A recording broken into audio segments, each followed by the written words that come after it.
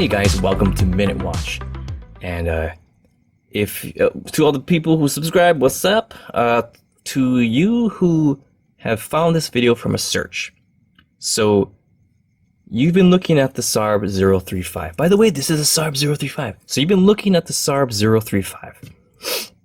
You've come to YouTube and you've seen the really good videos from that Urban Gentry fella, J. Anthony reviews, and a host of others.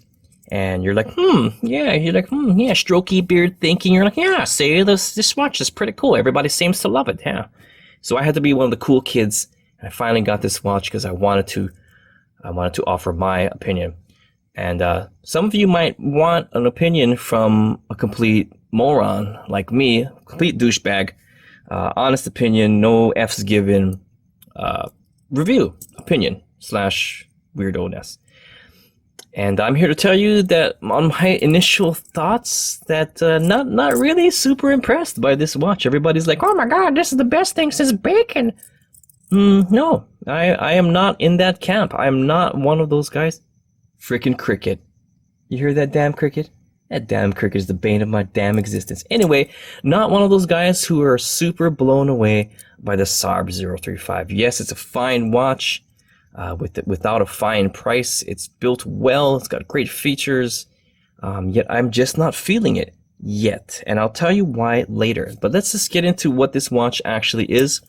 SEIKO SARB035 features Seiko's in-house 6R15 automatic mechanical movement, which means that there's no batteries, there's no solar panels, it's not kinetic, which means you spin around a roller to charge a battery. It's all mechanical, all just gears and springs in there, all fumbling away at life, trying to make the best out of time. And it's powered by the movement of your wrist. You move it around, it powers a little rotor that winds up a coil spring, and as the spring releases over time, it powers the movement that's regulated to achieve the best possible accuracy. Here you can see in the back the rotor, and you can see that you can kind of see that wheel spinning in the background. Everything's moving. It's just all a machine. It's just a beautifully made, just a basic machine. It's very basic. I mean, it's complex, but it's also very basic at the same time, like a lot of girls I went out with.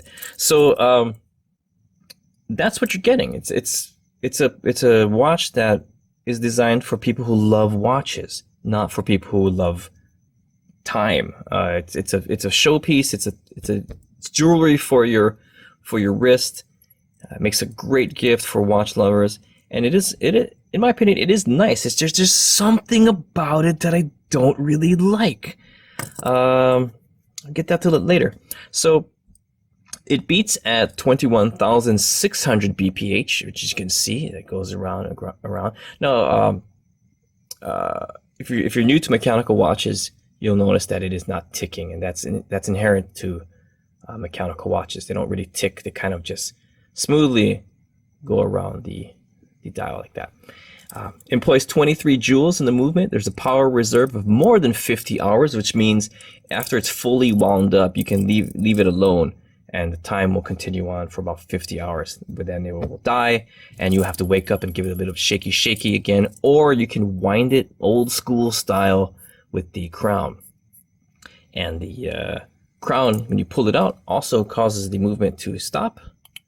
A seconds hand stop for your calibration purposes. Most quartz watches, if not all of them, can do that already, but it is a very desirable feature on a mechanical watch.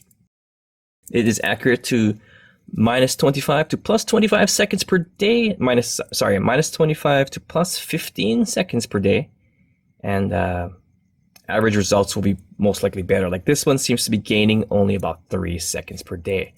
And since this doesn't have a screwed down crown, the water resistance is only 100 meters, which is okay. You can go swimming. And here's the crown. The crown is signed with Seiko Super S. And there you go. So the glass is a sapphire crystal. It does not have a AR coating, an anti-reflective coating, but it does a job pretty well at being not wishy-washy with light. The dial is very clean. It's got that delicious, delicious cream dial. Makes me just want to dip some chips in there. And it actually is sunburst. It does have a slight sunburst pattern. I don't know if you can see. I'm just going to blind you folks with this light right here. Adjust. Adjust. Let me turn down the ISO a little bit here.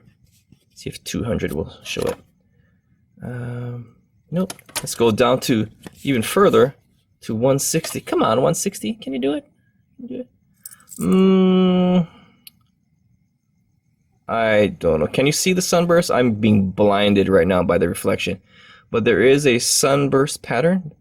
Something you just don't see in pictures. Blinded the crap out of my face just now. I got a sunburn. Put it back to 800. But yeah, you don't see that in the pictures, and I thought that was a really nice surprise when I got the watch. I was like, oh, it is a sunburst pattern. It's very light, but it's really cool. So those hands are pitched Dauphine hands, really nicely done. Everything, of course, is all like jacked up in a row there. There you go. Nice pitched, loomed Dauphine hands. The spearhead seconds hand is really awesome. I love that seconds hand. You don't see that too much in the watch world. It's very nicely done. The dial is very clean. Indices are double box type with the top 12 o'clock triple. The lume at the end of the indices blend in nicely with the dial. Overall, very clean, nice dial. The 316L case is beautifully brushed. Much better than most Seikos, even higher price ones, I'd say. The bezel is polished. The sides of the case are polished. The lugs curved down, which makes it really nicely done. And here you can see there is a beveled edge where the top is, of course, brushed and transitions to a nice polished sides. Really nicely done watch, and it is pretty. I like it. It does have a vintage, old school vintage vibe to it, which I really like. More so if you put it on a strap, which I haven't done yet. Or have I? I'm not sure. So it's like 4 in the morning. And what else? What else can we talk about? This particular watch, the bezel insert, the inner ring there, is actually aligned to the 12 o'clock marker. Can you see that there?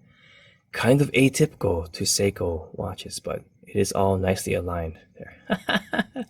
The bracelet also, of course, 316L stainless steel, beautifully brushed, just like the rest of the case. The sides are polished.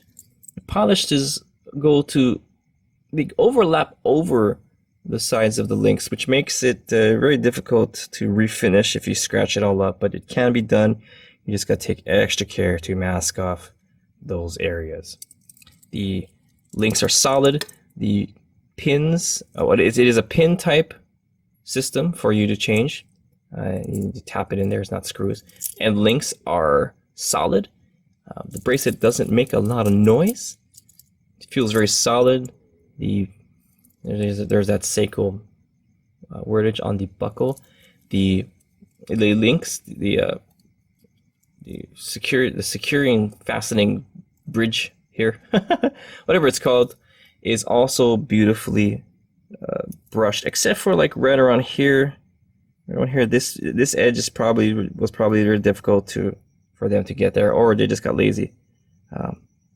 It's not very nicely brushed there, which is kind of a bummer for me, but whatever. It's not that big of a deal.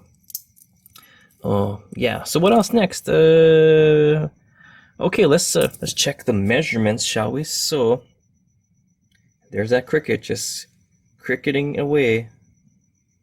And here, we're just going to be lazy, and we're just going to do the measurements of measuring with the app of justice. Boom, there we go. All right, the case. So I got 38.2 millimeters. Lug to lug, I got 44.7. Lug width, I got 20 millimeters. And thickness, I got 12 millimeters. So let's put it on my wrist here. I got a pretty small 6.5-inch wrist. It's going to look a bit larger than life with the wide angle lens here. But it looks good. It looks real good, and you know, I want to love it. I want to love it, but it's just not happening for me yet. I'll explain why later. Here's the profile shot. You can see that it looks very bracelet-like with the curved down lugs. It has a very nice wraparound feel. It's comfortable, comfortable, comfortable. I love that. Love that comfort factor. I think it wears fantastic on my wrist, and will look actually really good on a larger wrist as like a real vintage style, classically sized watch. So let's check out the Lume, and we're gonna put it on a watch sofa right here real quick, guys. Watch sofa. And we're gonna test it against another watch here. I'm gonna put it up against the SKX013. Super fair fight. And I figure it'd be a similar size. And boy, that cricket is just on a mission to ruin this video, isn't it? So I'm gonna use my ultraviolet blaster, and so I don't blind myself. Turn off the lights. Turn on the ISO to 18 billion, and we're gonna give it some light. Give it light, give it light, give it light. Blasted with nuclear science, ion rays of rayering. Okay, there you go. So check it out. The SARB035 doesn't do that bad of a job, does it? It's not bad. Yeah, just take that in. Just take that in, guys. It's not bad. Of course, the surface area of the SARB035 isn't that great, but it still offers a great job, and will last all night. If you're in the pitch black, and this SARB035 has been in bright light, chances are like 4 in the morning, you wake up to go shishi, you will see it. That seems to be the common thing that I say now. Okay, Lume thing is done. Those checks, you know, the Lume check is, in my opinion, a little bit useless, but it does give you a kind of a good feel of how things compare against some of the best watches, like that SKX013. So, Tablet of Justice back here. Got my Cliff notes, and my Jeff notes, and my Jimmy notes, and my Ted notes. There we go. So, got my notes here. Well, I guess I didn't need them. So conclusion, yeah, not sure how I feel. Not one of the guys that are just like drooling and fawning over this, like it's the best cut of meat in the market that no one's ever had before or whatever. But I felt the same way about the SARB033. Let me bust that out. It's over here somewhere. Here we go. The SARB033. This beautiful, beautiful strap. I did not like this watch at first. When I first got it, I was kind of just like, oh man, this watch kind of sucks, you know, it's kind of a bummer. But now I absolutely adore it. I absolutely adore it, especially on a strap. I think it's just absolutely, unequivocally one of my favorite watches to wear. And it's just so good. It's real good. So I'm trying to, you know, I'm waiting for this one to grab me. You know, it hasn't grabbed me yet. Some watches are immediate and love at first sight, and some watches, you know, it takes time to develop the relationship. You get to know it. You learn their the desires and secrets. You start talking dirty to it. You know, you hear it laugh and you're like, oh, that's kind of nice. I like it. Whereas some watches are just like instant eye candy, you know, in and out, boom, boom, honeymoon period, and then you're kind of done. Whereas this one, I developed a long-term relationship with, you know, it's here to stay with me. I'm never going to get rid of this watch. I love it. And I'm hoping that that's what's going to happen with this. I'm hoping that I'm going to fall in love with it over time. And, I'll do an update video. I'll do a straps changes video. I was going to do a straps changes video for this one. Oh yeah, but this happened. Super rain, man. Look at that. It is just storming right now. Look at that. That is like a legit pond right there. Whoa! That was some lightning. 5, 4, 3, 2, 1. Nope. Oh. Woo! I was close. Yeah, so that's been like that for days. The island has been gross and didn't have any real time to go and film. I filmed like for like 20 minutes for this video, and then I gave up. So anyway, I think this is still a great buy if you're looking for this watch. It's got a really cool vintage vibe to it. Has great features. It looks good. It's shiny. It's wonderful. It tells good time, and it's got a pretty good price. So I think you won't be disappointed with it. I'll make an update video later, and that's my video. Thanks for watching. By the way, I lost the puppets. Yep, I took them out the other day to go film stuff. They were in my backpack, and now they're not. So kind of freaking out. Yeah, if I don't find them, I'm gonna have to order new ones. And if I can't do that, then well, it might be time for some new characters. Anyway, that's my video. Thanks for watching.